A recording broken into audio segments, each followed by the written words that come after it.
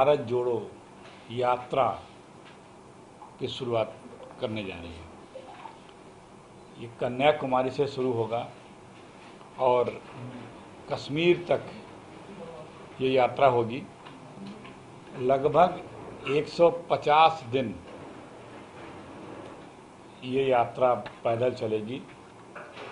12 प्रदेश और 2 केंद्र शासित प्रदेश होते हुए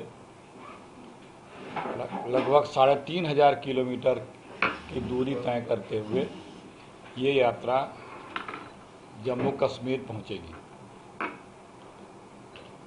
इस यात्रा को शुरू करने के लिए कांग्रेस पार्टी ने बड़ी सोच विचार के बाद, पूरे देश की हालात को देखने के बाद यह निर्णय लिया कि इस यात्रा की आज देश को क्यों ज़रूरत है। सबसे पहले इस देश में आर्थिक विषमताएं, जिस प्रकार से आप लोग देख रहे हैं, इस सरकार जो वर्तमान में है आदरणीय मोदी जी की 2014 के बाद इस देश की आर्थिक विषमताएं इतनी बढ़ती जा रही हैं, दूरियां इतनी बढ़ती जा रही हैं अमीर गरीब का, और ये सरकार उस पर ध्यान नहीं दे रही है। दूसरी, सामाजिक भेदभाव। रोजाना आप लोग देखते हैं कि किस प्रकार से समाज को बांट करके, समाज में दूरी पैदा करके अपना राजनीतिक हित साधा जा रहा है, और उसी पे पूरा आश्रित डिवाइड एंड रूल की पद्धति से ये केंद्र सरकार काम करके वोट लेती है।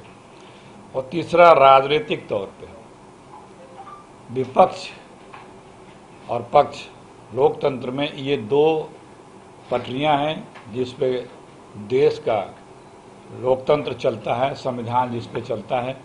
लेकिन जो आज की केंद्र की सरकार है वो एकदम तानाशाही रवैया अख्तियार करती है। वो अपने पार्टी के अंदर और दूसरे विपक्ष के पार्टियों में किसी भी प्रकार का लोकतांत्रिक व्यवस्था को बनाए रखने या लोकतंत्र को मजबूत करने के लिए किसी भी प्रकार का कोई कदम नहीं उठाती है, और पूरा प्रयास होता है कि लोकतंत्र को हर जगह, हर अवसर पे, हर मौके पे कमज़ोर किया जाए। इन सब परिस्थितियों को देखते हुए, इन 3 परिस्थितियों को देखते हुए कांग्रेस पार्टी का नेतृत्व, कांग्रेस पार्टी ने यह महसूस किया कि आज स्वयं जनता के बीच पहुंच के पूरे देश के जनमानस के साथ एक वार्ता करने की ज़रूरत है, अपनी बात पहुंचाने की ज़रूरत है।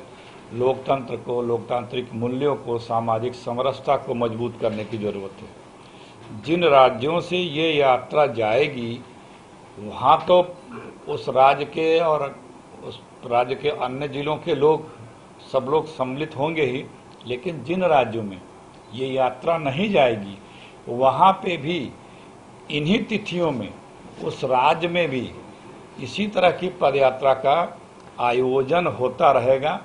पूरे देश के हर उन प्रदेशों में जहाँ यात्रा नहीं है, पूरे समय वहाँ की प्रदेश कांग्रेस कमेटी द्वारा एक रूट चार्ट बना लिया गया है।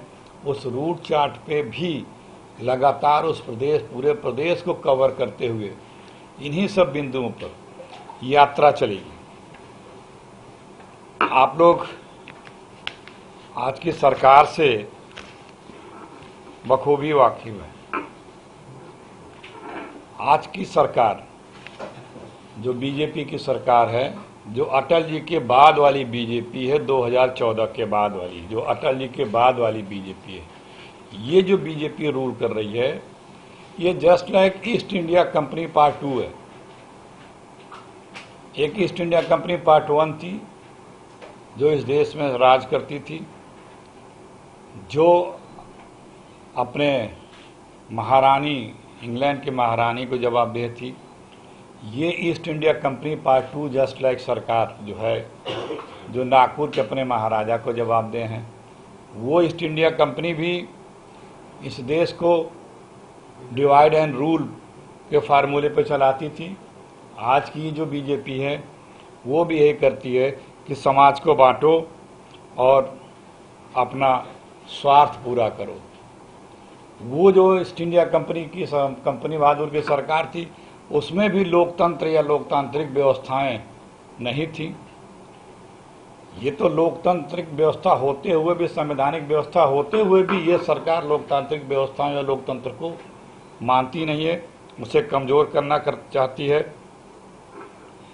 आज की भी सरकार को सिर्फ पावर और पैसा चाहिए।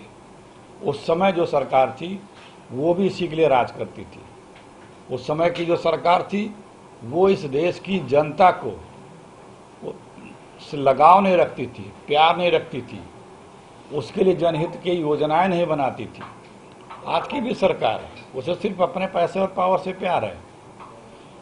लोकतंत्र के लिए जो भी उसकी मजबूती के लिए कदम उठाए जाने चाहिए, लोकहित के लिए जो भी काम या कदम उठाए जाने चाहिए, आज की ये बीजेपी जो है आदरणीय मोदी जी की, वो नहीं उठा रही है। उस समय भी जो लोग उस सरकार से असहमत थे, उससे भिन्न थे, उसका विरोध करते थे, वो सरकार भी लोगों को दमनकारी नीतियां अपना के लोगों के खिलाफ कार्रवाइयां करती थी, पकड़ती थी, बंद करती थी। आज की भी सरकार यही है। यदि कहीं कोई इस सरकार से जरा सा भी असहमत है, विपक्ष विरोध कर रहा है, सरकार की नीतियों के खिलाफ आवाज़ उठा रहा है, चाहे वो पॉलिटिकल लोग हों, चाहे वो ब्यूरोक्रेसी के लोग हों, चाहे वो मीडिया के लोग हों, चाहे कोई भी हो, तो ये सरकार उसी तरह से उनके ऊपर भी दमनात्मक कार्रवाई कर रही है जो पहले ईस्ट इंडिया कंपनी वाली सरकार किया करती थी।